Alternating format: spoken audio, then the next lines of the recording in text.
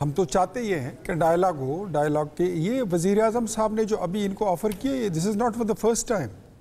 یہ اس حکومت کو بنے ہوئے یہ تقریباً 6ٹھی بار وزیر اعظم صاحب نے خود ان کو آفر کی ہے، فلور آف دا ہاؤس کی ہے. وہ تو جا کے ان کو مل بھی آتے ہیں، ہاتھ بھی ملا لیتے ہیں. حالانکہ میرے خیال میں تحریک انصاف میں ایسی کوئی چیز ان کی اس میں نہیں ہے کہ ان کی روایات میں کہ اپنے مخالفین سے ہاتھ ملایا جائے یا رابطہ رکھا جائے. یہ تو ہم ہیں اور ہماری قیادت کا یہ شیوا رہا ہے کہ ہم نے کبھی یہ رابطے ہم توڑنے نہیں دیتے ہیں. ان کو بھی فائدہ لینا چاہیے، ہمیں بھی چاہیے. ہاں ڈائلاگ ہے تو یہ جس سے چاہتے ہیں اس سے ہوں گے، لیکن شروعات تو ہو کوئی بہتری کی طرف. دیکھیں یہ کہتے ہیں ہم چیمپئن ہیں، یس بالکل ہم مانتے ہیں جس کام کے آپ چیمپئن ہیں بس آپ اسی کے ہی چیمپئن ہیں. حالانکہ آپ کو چیمپئن کسی اور چیز کا ہونا چاہیے تھا. شاید جو آپ 90 دن کا پروگرام دے کر گئے تھے اس پہ عمل درآمد ہوتا تو کتنا زیادہ اچھا ہوتا. وہ بہت اچھا ہوتا کہ بلڈوزر پھرتے ان گورنر ہاؤسز پر، سائیکل پر جاتے آپ کے وزیر اعظم بیٹھ کر، کوئی مدینہ کی ریاست بنتی، کوئی نیا پاکستان، کوئی ڈبل سٹینڈرڈ آف جسٹس ختم ہوتا، کوئی ایسی چیز نتھنگ ہیپن لائک دیٹ. لیکن آپ اسی کے چیمپئن ہیں، مانتے ہیں کہ یہ اس میں آپ نے اپنا وہ کیا ہے. لیکن شاید آپ کو ہسٹری کا نہیں پتہ کہ جب تحریکیں چلتی ہیں اور مارشل لاء ہوتی ہے تو تحریک جب چلی تھی نا، اس پہ رونے دھونے کی ضرورت نہیں ہے کہ ہمارے بندے اریسٹ ہو گئے، یہ ہو گئے، وہ ہو گئے. مجھے یاد ہے آپ منصوربہ، یہ پتہ نہیں اس وقت شاہد صاحب سیاست میں میرے خیال میں نہیں تھے، جب کلثوم نواز نے تحریک چلائی تھی اور ان کی گاڑی کو رسی میں باندھ کے مشرف کی دور امریت میں سے اوپر اٹھا کے کرین میں لٹکا دیا تھا. ہم تو ایسے دور سے گزرے ہیں، ہم ایسے دور سے گزرے ہیں کہ ہمارے ناخن نکالے گئے ہیں.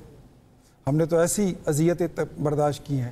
تو ہم نہیں چاہتے کہ یہ ہو. کیونکہ مجھے آج بھی مشاہد اللہ خان کی وہ سپیچ یاد ہے کہ آپ کے آنسو پوچھنے والا کوئی نہیں ہوگا، اپنے رویے بدلو، اپنا طرز تکلم بدلو اور آپ کے آنسو ہم پہنچیں گے. ہم مار کھائے ہوئے لوگ ہیں.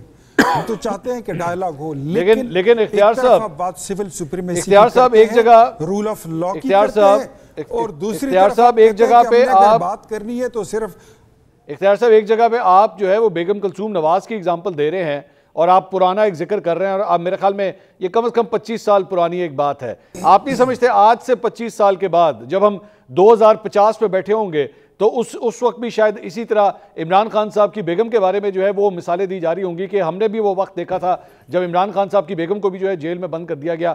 تو پھر آپ لوگوں نے سارے رویے سے سیکھا کیا؟ پھر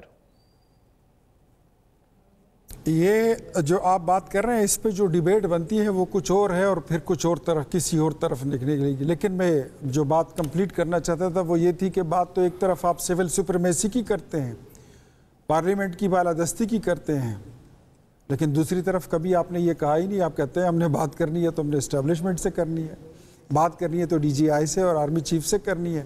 تو یہ ڈبل سٹینڈرڈ ہے. میرے خیال میں سب سے پہلے یہ جو آج جو حالات ہیں آپ دیکھ لیں کہ اس میں میں آپ کو بالکل نہیں، میں ان کو بالکل کچھ نہیں کہتا کہ آپ کتنے ذمہ دار ہیں. آپ خود ہی حساب کر لیں کہ آپ کتنے ذمہ دار ہیں آج کے حالات کے. آج جو ملک پولیٹیکلی، اکنامکلی، ڈیموکریٹکلی جہاں جہاں کڑا ہے آپ اس پہ ذرا نظر ڈالیں. اس میں آپ کی کنٹریبیوشن کیا ہے؟ ٹی وی پہ بیٹھ کے تھوڑی دیر کے لیے تو آپ کاسمیٹک گلاس اوور بھی کر لیتے ہیں، جھوٹ بھی بول لیں گے، لیکن جب بندہ اکیلے میں ہوتا ہے، سوچتا ہے، تو اس کو اندازہ تو ہوتا ہے کہ ہم نے اس ڈیموکریسی کے ساتھ کیا کیا ہے.